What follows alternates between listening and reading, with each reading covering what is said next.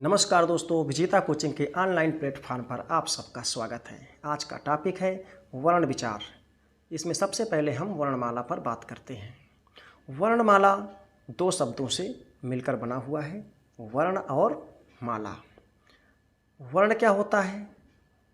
भाषा की सबसे छोटी इकाई ध्वनि कहलाती है और ध्वनि का लिखित रूप वर्ण कहलाता है।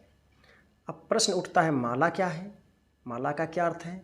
माला का अर्थ होता है समूह या पंक्ति। समूह होता है या पंक्ति होता है। तो इस प्रकार वर्णमाला का शाब्दिक अर्थ हुआ वर्णों की माला। अब हम इसकी परिभाषा देखते हैं। वर्णमाला की परिभाषा, वर्णों के निश्चित क्रम में व्यवस्थित समूह को वर्णमाला कहते हैं। इस प्रकार वर्णमाला कैसी होनी चाहिए? समूह होना चाहिए। यहाँ पर निश्चित क्रम और व्यवस्थित दो शब्दों का प्रयोग किया गया है। तो इस प्रकार का जो समूह होता है निश्चित क्रम में व व्यवस्थित, ऐसे समूह को हम वर्णमाला कहते हैं। अब यदि कोई प्रश्न पूछे, वर्णमाला में हम सबसे पहले स्वरों को पढ़ते हैं, व्यंजनों को बाद में, ऐसा क्यों? व्यंजन को पहले क्यों नहीं लिखते हम, बाद में स्वर लिखें? तो इसका उत्तर ये है कि जो स्वतंत्र रूप से बोले जाते हैं वर्ण, उसको पहले रखा गया है। स्वतंत्र हैं भाई, सबसे पहले आएंगे। इसके बाद जो स्वतंत्र रूप से नहीं बोले जा सकते, जैसे व्यंजन हैं, इनको बाद में रखा गया है। कितना बढ़िया व्यवस्थित है। अब कोई प्रश्न पूछे, पहले वर्गीय व्यंजन को रखते हैं फिर अवर्गीय व्यंजन, क्यों? वर्गीय व्यंजन मतलब का वर्ग, चा वर्ग, टा वर्ग, ता वर्ग, पा वर्ग, ये सब वर्गीय व्यंजन कहलाते हैं। पहले हम इसको रखते हैं, इसके बाद यारा लावा शाखा शाखा को रखते हैं, ऐसा क्यों? तो इसका उत्तर है, पहले जब हम वर्णों को बोलते हैं तो उनका उच्चारण करते समय मुखांग को स्पर्श करके वायु निकलती है। तो इसलिए उनको हम पहले रखते हैं। स्पर्श जो करते हैं मुखांगों को, पहले हम उनको रखते हैं। इसके बाद कम स्पर्श जो करते हैं, यानी यारा लावा को रखते हैं। फिर स्पर्श करने के साथ साथ ऊष्मा भी निकलती है, ठीक है, घर्षण होता, ऊष्मा निकलती है, तब हम उसको रखते हैं। इस प्रकार ये क्रम में रखा जाता है। अब कोई प्रश्न पूछे कि पहले का वर्ग रखते हैं फिर चा वर्ग रखते हैं, ऐसा क्यों नहीं कि पहले हम चा वर्ग लिखें फिर का वर्ग लिखें, ऐसा क्यों? तो इसका उत्तर ये है, इसको हम उच्चारण के क्रम में रखते हैं। ध्यान से देखिए, इसको कैसे रखते हैं? उच्चारण के क्रम में। जैसे हम कोई भी वर्ण बोलते हैं तो सबसे पहले वो कंठ में स्पर्श करता है। जो कंठ, यहाँ पर कंठ होता है, फिर ऊपर तालु होता है, ठीक है, ध्यान रखिए। फिर यहाँ पर मूर्धा होती है, फिर दंत होता है, दांत होता है, फिर ओठ होता है, ठीक है, ध्यान रखिए, क्रम है। जब फेफड़े से वायु निकलती है वर्णों को बोलते समय, तो सबसे पहले कंठ को स्पर्श करती है। तो जो का वर्ग के व्यंजन हैं, का, खा, गा, घा, अंगा, ये सबसे पहले रखे गए हैं, क्योंकि भाई सबसे पहले कंठ में स्पर्श कर रहा है। मुखांग, पहला मुखांग कंठ है, मिलता है वायु को जब स्पर्श करती है, ठीक है। तो पहले का वर्ग रखा गया। फिर इसके बाद देखिए तालु आता है, तो दूसरे लाइन में हमने चा वर्ग को रख दिया। पहले का वर्ग को रखा गया, का वर्ग, फिर चा वर्ग को रखा गया। क्रम देखिए कितना बढ़िया क्रम है। चा वर्ग को रखा गया। फिर देखिए मूर्धा आती है उस तीसरे नंबर पे, तो हम टा वर्ग को तीसरे लाइन पे लिखते हैं। फिर इसके बाद ता वर्ग चौथे नंबर पे लिखते हैं। भाई मूर्धा के नीचे आगे दांत आता है, दंत, दांत से टकराती है तो दंत, ये ता वर्ग रखते हैं। इसके बाद फिर पा वर्ग रखते हैं, यानी ओठ, सबसे लास्ट में ओठ मिलता है, तो हम फिर पा वर्ग रखते हैं। इस प्रकार क्रम व्यवस्थित है और निश्चित क्रम भी है, ठीक है। प्रश्न यह उठता है कि का खा को पहले लिखते हैं, गा घा अंगा को बाद में लिखते हैं, ऐसा क्यों? हम गा घा अंगा को पहले क्यों नहीं लिखते हैं? इसका उत्तर है कि का खा में गूंज नहीं होती है। जिसमें गूंज नहीं होती है उसको पहले लिखते हैं, और जिसमें गूंज होती है उसको बाद में लिखते हैं। का खा में गूंज नहीं होती है, ये अघोष वर्ण है, इसलिए हम इसको पहले लिखते हैं।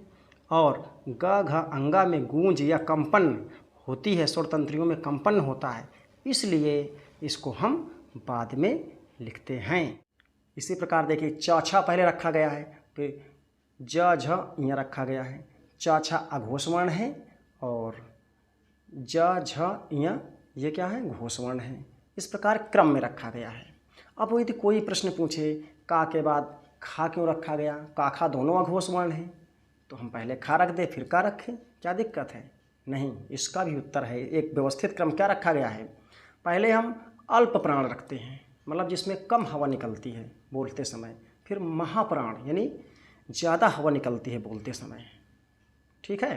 तो पहले हम अल्प प्राण, क्योंकि का क्या है, अल्प प्राण है, और खा क्या है, महाप्राण है।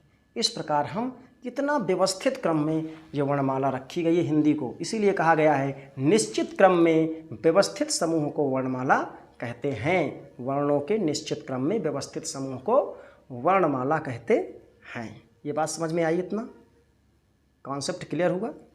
अब देखते हैं हिंदी में वर्ण कितने होते हैं। तो हिंदी में कुल 52 वर्ण होते हैं। पहले जान लीजिए अच्छी प्रकार से, कितने होते हैं? 52 वर्ण होते हैं। कई विद्वान कम या ज़्यादा बताते हैं, परंतु जो आयोग मानता है वो है 52, और यही सही है, आप इसी को मानिए।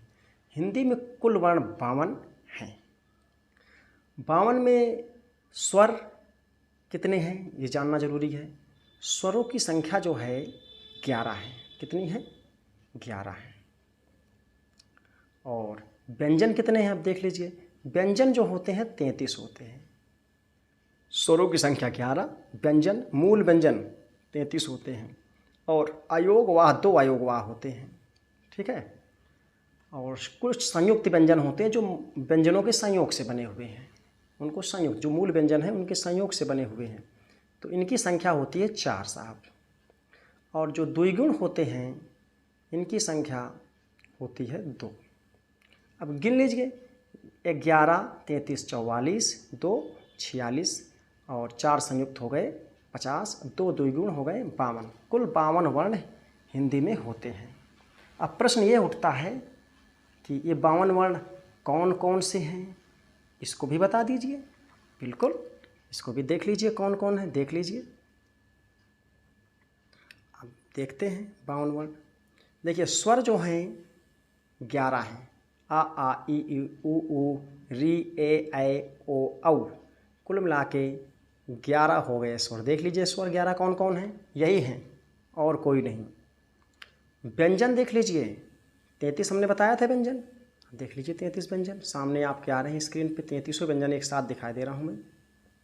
देखिए 33 व्यंजन ये हैं, का से लेकर माँ तक। ये 25 स्पर्श कहलाते हैं। क्या है? इसको स्पर्श व्यंजन कहते हैं। व्यंजनों को भी कई भागों में बांटा गया है। और ये 4 क्या है? अंतस्थ हैं। क्या है साहब? अंतस्थ है। और ये क्या है? ऊष्म है। 4 ऊष्म, ठीक है। तो 25, 4, 29, 4, 33। ये देखिए 33 हमने पहले बताया था व्यंजन, 33 आ गए। अब देखिए संयुक्त व्यंजन कितने हैं? 4 कौन कौन हैं? छात्र, ज्ञास्रा, ये देखिए साहब 4 हो गए। अब द्विगुण देख लीजिए क्या होते हैं। द्विगुण डा के नीचे बिंदी और ढा के नीचे, जैसे बोलते हैं पढ़ना, ढा के नीचे बिंदी, गुड़िया, डा के नीचे बिंदी, इसको कहते हैं द्विगुण। और 2 होते हैं अयोगवाह। देखिए 2 अयोगवाह क्या? अन और आहा को अयोगवाह कहा जाता है, ठीक है। और ये इस प्रकार 52 वर्ण आपने स्क्रीन पर देख लिया है। यही होते हैं 52 वर्ण। तो इस प्रकार हिंदी में 52 वर्ण होते हैं। अब देखिए कुछ और भी देख लीजिए। ये तो 52 होते हिंदी में, कुछ अन्य भाषाओं से ग्रहण किया गया है कुछ वर्णों को, मगर परंतु हम वर्णमाला में काउंट नहीं करते उन्हें। जान लीजिए कौन कौन होते हैं, थोड़ा जानना चाहिए।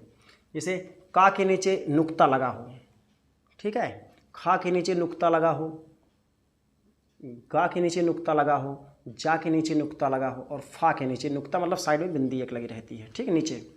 तो इसको ग्रहीत व्यंजन कहा जाता है। 5 व्यंजन फारसी से लिए गए हैं। का, फा, ग, ज, फ। थोड़ा उच्चारण भी हल्का सा फारसी जैसा है इसका, ठीक है। ओ का नहीं है, ये का और ओ का में फ़र्क है। और एक देख लीजिए आगत स्वर लिया गया है अंग्रेजी से। आ के ऊपर, जैसे आ के ऊपर यदि इस तरह लगा दिया, जैसे डॉक्टर लिखा जाता है, ठीक है, तो ये भी वहाँ से ग्रहण किया गया है, परंतु हम इसको काउंट नहीं करते हैं वर्णमाला में। इस प्रकार वर्णमाला में कुल कितने हैं? कुल 52 वर्ण होते हैं। तो आज यहीं तक। इसके बाद हम स्वरों की परिभाषा अगली वीडियो में बताएंगे, व्यंजन अगली वीडियो में बताएंगे, सारी चीज़ें, ठीक है। क्या होते हैं, इनकी परिभाषा क्या होती है, इनके वर्गीकरण कैसे करते हैं, किस आधार पे करते हैं वर्गीकरण, सारा चीज़ें हम अगले वीडियो में बताएंगे। वीडियो अच्छा लगा हो तो सब्सक्राइब जरूर कीजिए। धन्यवाद।